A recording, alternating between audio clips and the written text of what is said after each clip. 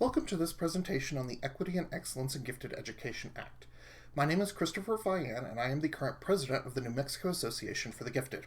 I would like to thank you for taking your time to look at this presentation and hopefully advocate for the passage of this bill. This bill provides a wonderful opportunity to revolutionize the way gifted education is conceived of in the state of New Mexico. In order to understand the changes that this bill is proposing, we first need to look at where gifted education is currently at in our state. As of 2016, 16,239 students were identified as gifted. However, recent research has indicated that somewhere between 6,200 and 23,000 students are underidentified, with most of those students coming from Title I schools and are students of color. For example, roughly 7,000 Latinx children are identified, with roughly 4,400 to a potential of 17,000 being underidentified. Now, when we delve into the identification access issue in the state of New Mexico, we can see that access to identification in our state really isn't that bad if you are white and at a non-Title I school. Essentially, what we have here is a situation where students do have access, but only in specific areas. And the Equity and Excellence in Gifted Education Act seeks to redress that issue. So, when we think about how giftedness is conceived and put forth in our schools and how it is thought about in society at large, we want to ask the question, what society do we want to replicate? Do we want to replicate this current society? Or do we want to shoot for something a little bit more inclusive? The Equity and Excellence in Gifted Education Act suggests that what we should be doing in gifted education is ensuring that all students have access to identification, and those students who are identified as gifted reflect the communities in which we live in and receive the required services that they need. Furthermore, when we look at the issue of how do we train leaders, right? What is the value that our gifted education classrooms have? Borland argues that one of the best things that we can do is create classrooms which reflect our society, right? McCone et al. Says that exposure to other cultures, right, encourages students to expand their horizons and improves other face recognition, right? So one of the things that we're doing by asking for an expansion of identification systems through this act is that we are asking that all students in the state of New Mexico are given an equal opportunity to show their giftedness. So now that we've talked a little bit about where New Mexico is, let's imagine the future. What if New Mexico developed those 6,000 to 23,000 unidentified students? What would that look like for our state? How would that revolutionize the way that teachers see children as gifted? So one of the things that we really are encouraged by this bill is the way in which it would ensure that our gifted classrooms reflect the realities of our community. So with that background information, here is essentially the areas that Equity and Excellence in Gifted Education Act covers. First, it looks towards expanded identification. Essentially, there is no longer a single gatekeeper in determining whether or not a student is gifted. This calls for multiple measures of identification. And it seeks to include leadership, artistry, and specific academic areas into gifted identification and into gifted services. The bill gives us two mandates. The first is to provide service for the students who are identified as gifted, and the second is to mandate services for our twice exceptional students regardless of how they score on standardized testing. These two combined mandates, to serve and to serve our 2E students particularly, form the bedrock of how we can improve gifted education in the state of New Mexico. Finally, the Equity and Excellence in Gifted Education Act provides accountability for equitable outcomes equitable identification, expenditure of gifted funds, and programming quality. So, while this might seem a little vague on this slide, we're going to go take a look at the actual bill. This bill is going to be introduced by Representative Christine Trujillo. It currently does not have a House bill number. However, when it is placed into the legislative process, we will be releasing what that bill number is. So the first thing that we need to look at here is this idea of universal screening and child find, right? And how we establish standards for equity and excellence in gifted education. This bill calls for the NAGC pre-K through 12 programming standards to become the state standards. And essentially what happens is this means that any changes that happen at the NAGC would automatically happen in the state of New Mexico. Thus, New Mexico would be at the forefront of gifted standards. Next, the bill seeks to involve the PED and school districts in triannual evaluations of the effectiveness at each school's level, right? So they would annually evaluate the programming, the equity of identification, and then finally, the state overall. No longer would we have to rely on anecdotal evidence or outside research. Our districts themselves would have to reflect and assess their programming, and the PED would also have to reflect and assess how gifted services happen in the state of New Mexico. Next, the bill calls for the PED to create a funding code that specifically tracks monies spent on gifted. This is to ensure that gifted monies are spent on gifted students.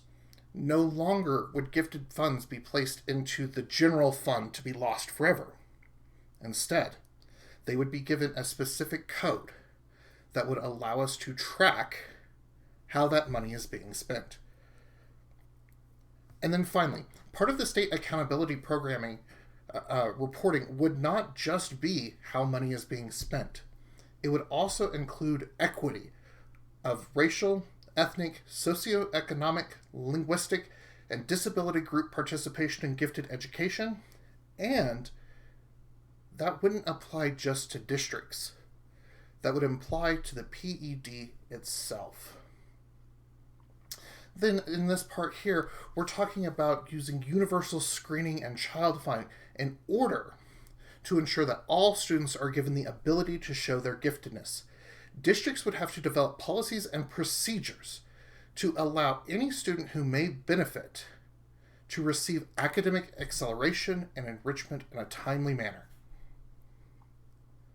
And then finally, the addition of artistry and leadership into the areas that are considered as available to gifted services will allow for our students who currently are not allowed to show their giftedness to show their giftedness, and it will cause the state of New Mexico to expand our definition to align with the most current research in terms of gifted identification. And then finally, this bill calls for school districts offering gifted services to consider the need for social work services, transportational cost, and occupational therapy for our gifted students as they qualify under a 504.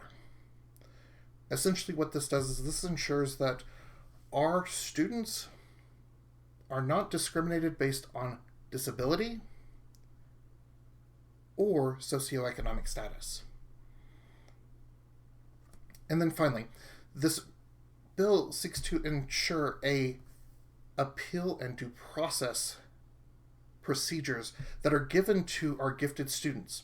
As we all know, giftedness is not protected under IDEA, and thus the only safety and rights that our students have to appeals and due process is what's given to them by the state legislature and state statute. This bill seeks to codify the due process rights of our students. So, now that we have a little bit better understanding of the bill itself, let's return to our PowerPoint presentation and discuss some talking points. So, for all of our legislators, regardless of their senators, representatives, Republicans, independents, or Democrats, there are three key areas that we can all agree are good. So first, this bill seeks to reduce harm by ensuring due process rights to our students, but also by ensuring that our students are provided adequate services to meet their specific needs. Next, this bill seeks to promote fairness across schools. As the initial slides showed, the difference between Title I and non-Title I schools in terms of gifted identification is atrocious. This bill seeks to address those specific problems. And then finally, this bill seeks to promote fairness across students. As discussed previously, our students who are twice exceptional are students of color, and our students from various socioeconomic backgrounds are not receiving the same services or the same identification opportunities as each other. And this bill seeks to address that issue. Next, one of the things that this bill does is it allows for specific groups to be encouraged to think about giftedness in new ways. So not only are we just thinking about this in terms of New Mexico as a whole, but we're looking at this in terms of redressing specific harms that are caused to Hispanic communities, Indigenous communities, and Black communities within the state of New Mexico. The under-identification of students of color is a real thing that we must deal with, and this bill seeks to redress that.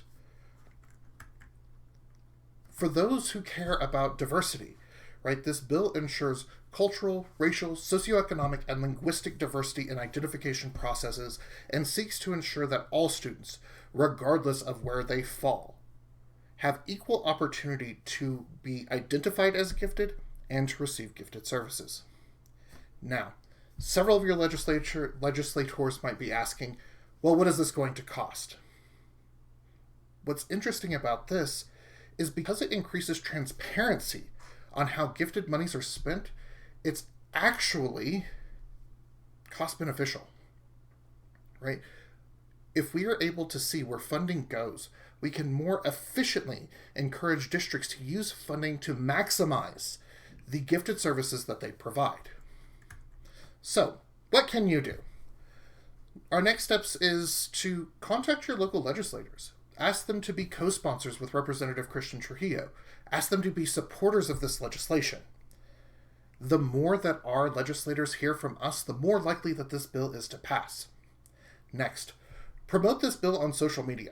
One of the things that you will be noticing during the legislative session is that the New Mexico Association for the Gifted and our affiliates will be pushing hard on our social media accounts in order to ensure that this bill does not get lost in the shuffle. Next, contact and constituent groups. This bill affects so many of our students that reaching out to other organizations, reaching out to your network of friends, families, and contacts, and asking them to promote this bill will be a fantastic way of ensuring that it is not just gifted educators who are pushing for this bill, but everyone. And then finally, if you're able to participate in the committee process, this legislative session will be a little bit different due to COVID. It will all be online, which allows for increased access to the committee process. Essentially, because the committee meetings will be online, all you have to do to speak during the public comment section is sign up to speak. This session, you don't have to drive to Santa Fe. You don't have to go to the Roundhouse. You can simply speak from wherever your computer is set up. And then finally, if you have any questions, please feel free to reach out to the New Mexico Association for the Gifted at nmgifted@gmail.com, or reach out to Jeffrey Moon, who has been working with Christian Trujillo to help craft and write this bill, at jeffreymoonnm@gmail.com. Again, thank you so much for taking the time to listen to this presentation about the Equity and Excellence in Gifted Education Act. Myself and the board of NMAG truly believes that this bill represents a massive step forward for gifted education in our state, and we hope that you will join us in advocating for the passage of this bill to ensure equitable identification for our students, to ensure that gifted monies go to gifted students and to make sure that the thousands of under-identified kids in New Mexico get the opportunities that they deserve.